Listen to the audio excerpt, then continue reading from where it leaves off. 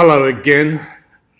It's easy for us today just to accept that digital technologies are a central part of our life. In fact, we don't think much about them mostly. But not so long ago, this was not the case. And at my age, I have some advantage in being able to reflect on where we've come from. When I was born, landline telephones were the dominant communication device, although the postal system was also pretty important.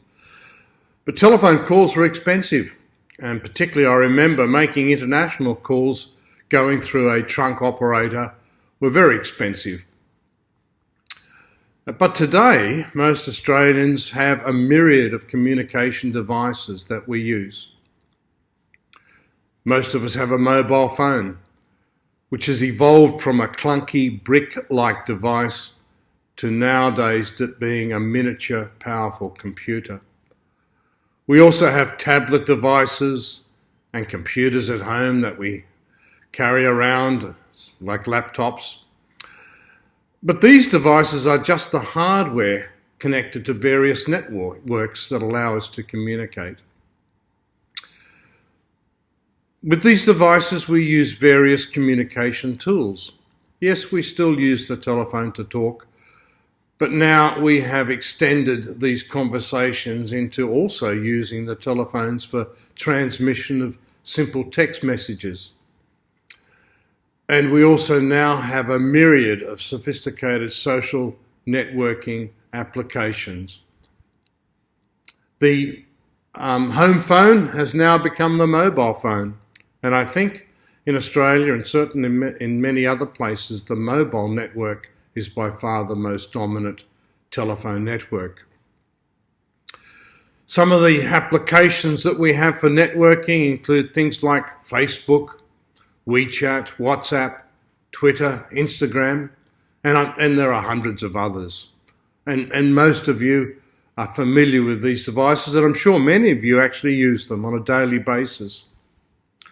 Plus we have other powerful, rich media content generating and sharing sites such as YouTube, which allow us to generate content, download content, be entertained, learn, do all sorts of things, and even use that as a social communicating tool. So communications via these applications and hardware has allowed us to connect with people in different ways. These people are often within social circles, but increasingly we use this networking within professional and various other communities to engage people or to engage with people.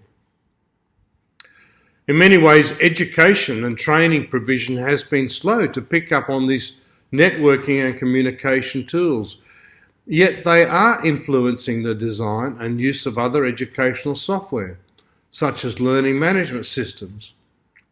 Within the learning management system Blackboard, for example, there are social networking tools, and there are certainly social networking tools within the learning management system Moodle and others. Social communication and engagement is not just a reflection of who we are as human beings, but it provides a mechanism and structure by which we can engage in learning. Learning in social contexts is reflected in theories of education for a long time. Vygotsky's theories of learning in social contexts provides a foundation for this. And we all actually have experienced this, learning with others around a focal point or an issue.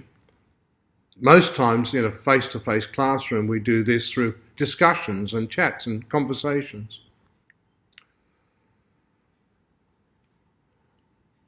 Social constructivism and constructivism build upon this foundation. If you're not familiar with those theories, then you should do some searching to find out a little bit about it. We have pedagogical strategies and digital technologies that can support these theories in education. Further on from this thinking is the concept of a learning community. And these learning communities are not these days limited to a physical location.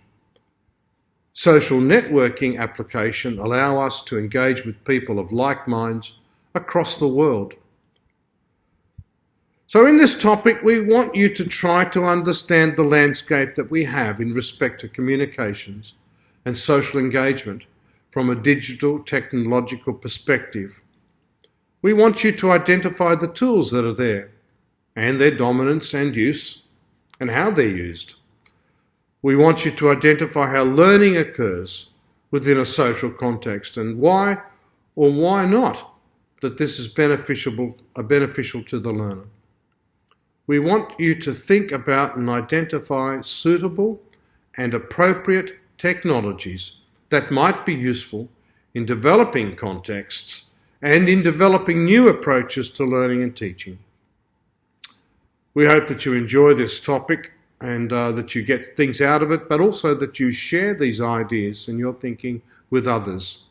So please go ahead now and read through some of the resources that we've provided you around this topic.